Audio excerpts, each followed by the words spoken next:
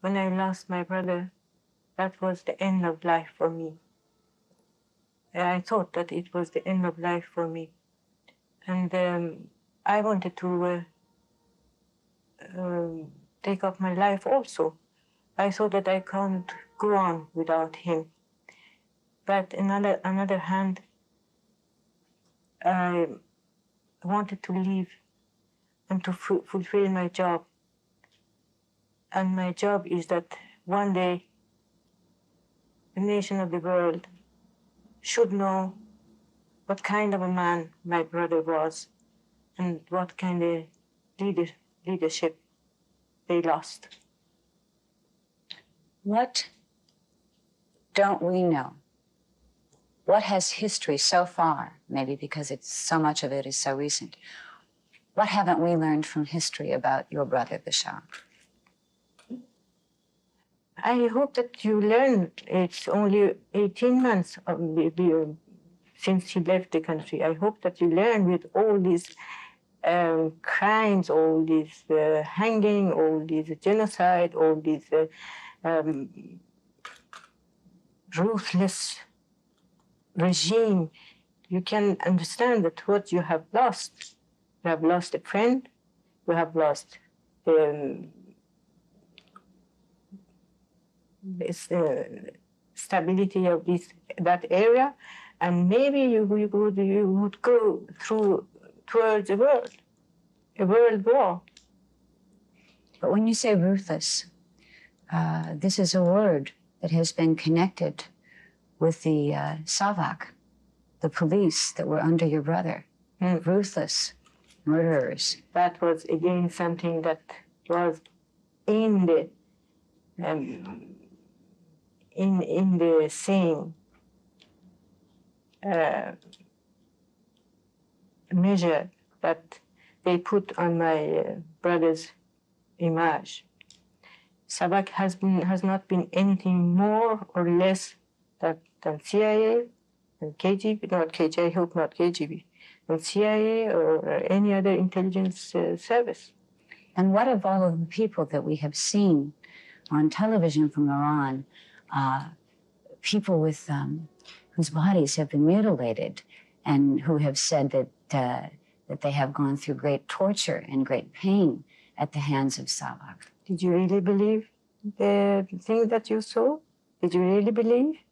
Well, when you see this many people who have gone through this, you have to sit back and question. Those are the same people that you saw in television. I was taking care of them in my own hospital. And some of them I recognize even in the television. There was not one of them have been from Savak, not one. And Mr. Rejai, when he put his foot on, he should be very happy that he ended like that, because if he was in the jail of Khomeini, he wouldn't be alive now. So are there degrees of ruthlessness and torture that can be accepted? I'm telling you, I deny everything they said about Savak. All these people that they show to you, they was in masquerade. They were people whom I took care of them, I personally. We had a plant which we were making the Red Cross, had this fabric to make these hands and these legs for these crippled people. And it's not very easy to find in the Middle Eastern country and in the third world country people like that. Even in America, even everywhere we can find, but there it's plenty of them around the country. Let us go on to your brother and his advancement of women in the areas of human rights and women's rights. What were his feelings about women? He felt like my father. They felt that if they wanted to go to the civilization and towards the civilization and had a high-level economic country, they cannot just put aside half of the country silent, because women being only in the kitchen, and not been in the social life of the country, this country is doomed to be destroyed, because he's working only with half of his strength, and the half is inert and not capable to do anything.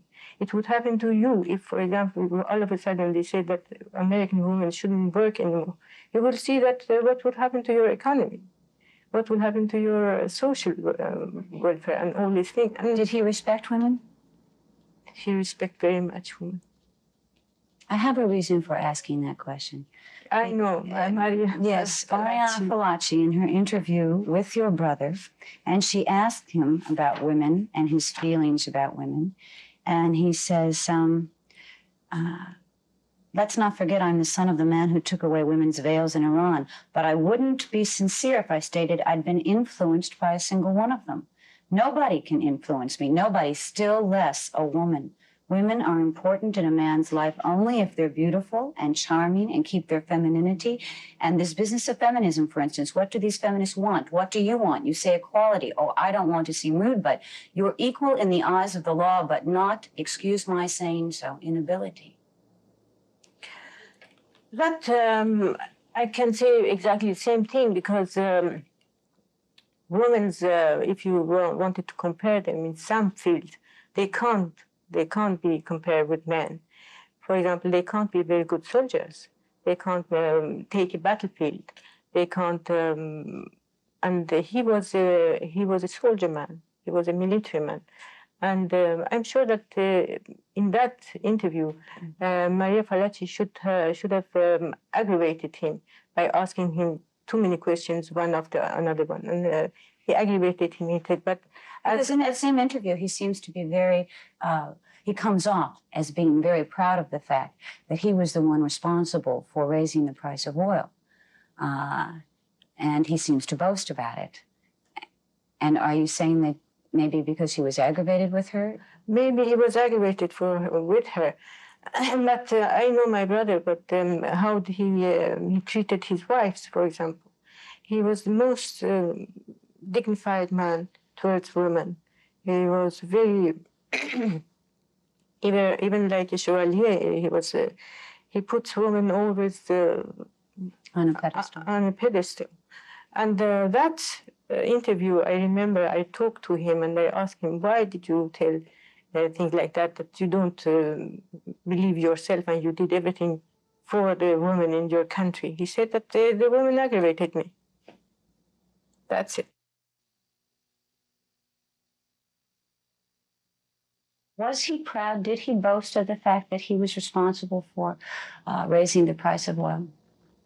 He wasn't responsible. He did it purposely because we were a very poor country before the rising of the oil.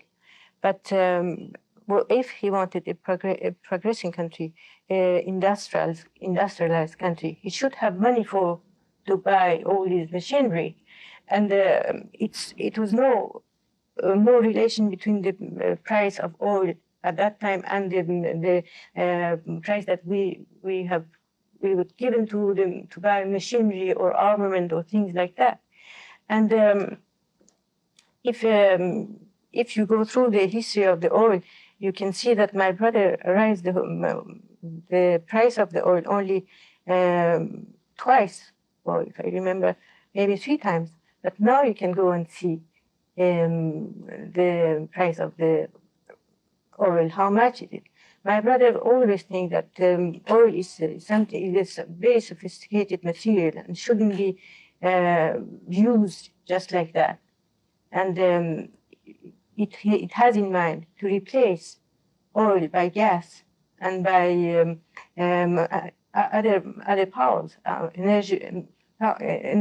energy, yes, and solar energy and all these things. And he wanted to keep oil for the much more sophisticated, like petrochemical plants and things like that. But if you remember, the man who stopped the rising of the oil just in 1978, it was also my brother. When President Carter came to Iran, he asked him not to rise anymore price of oil, and he freezed. You say in your memoirs that you didn't trust President Carter then. You didn't believe him. Why? It was just an intuition. I didn't believe in, I don't believe in blue eyes anyway. I'm in trouble. You have not blue eyes, you have green. Yes. And especially those blue eyes without any significance. And I don't know, it was an intuition, and I was right. And even after all of the things that have come out since, understanding the position of this country, understanding the position of an administration who had 52, even 53 at that time, American hostages, realizing that if they allowed your brother to stay, those people might never come home. I know it's difficult because you're speaking of your brother, and you're speaking of 53 people at that time that you did not know, that you don't know. But can you see how an administration is trying to get those Americans home? In the first hand, it shouldn't happen. At the first hand, America was much more strong to be able to release the hostages. I don't know how, but which way, but they could. But what I'm concerned, it was the behavior of American administration towards my brother throughout his exile. When even there was no question of hostages, and when he was a monarch, and he was the Khomeini was not in Iran yet, he wanted to come to America, he has been refused. When he was in Morocco, he wanted to come to America, he has been refused. But he had been to America. When he was dying. He had been to America in November of 1977 yes. also. Yes, but he was dying also. And if I was really a simple woman, American woman, and I had right, I will accuse death of my brother. Because it was a premature death, and he could very well live 2, 3 more, 4 more years. Maybe for Carter administration is not very much 4 years, but for us and for me especially, it's too much. So, in your heart, you feel that the Carter administration is responsible for the death of your brother? In my heart, I feel very strongly that they could prevent the premature death of my brother. And you're not basing it just on the fact that they had to try to get those hostages back here. You're basing it on things that happened before then. I'm not questioning, for me now it's not a question of hostages. Mm-hmm. It's the question of my brother. I understand. This question of hostages is the administration should take care. I'm talking about my brother and his premature death because of lack of medical treatment that America did not realize for my brother. Yes. And every time he go through an operation, he was 3 months behind. And the man could live 4 more years. You feel that he would have had earlier medical attention? Naturally. He had been operated 3 times, and 3 times he had been behind for 3 months. This anger that you have within you, for anyone who has lost someone close and dear to them, it is an understandable anger. How do you deal with this anger? What do you do? Anger, I'm not. Lonely and empty I am. Even if I am angry and revolted, what can I do? Show me, what can I do? I'm sure it has crossed the minds of some people that if she is upset with the American administration, as you have referred to it, then why is she living in America? because America doesn't belong to the administration. America has 2,060,000,000 people. And if it wasn't for the American people, I wouldn't be here. Because you don't connect the American people No. with the American administration. No. The administration are for 4 years and they are going and coming and coming. They're coming and going. But the people of America, they are staying here. And they will know someday. Princess, I would like to thank you very much for being with us this evening and for sharing your thoughts with us. Thank you. Thank you. The interview that you just saw with Princess اشرف was taped earlier this week in New York.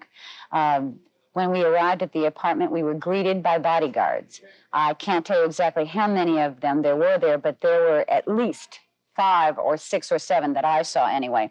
Our senior producer noticed also that there was a room, a small room off the entryway, and it was filled with shotguns. And in talking to some of the bodyguards, he was able to find out from them that they really feel the danger, the ever-present danger of an assassination attempt on the princess's life.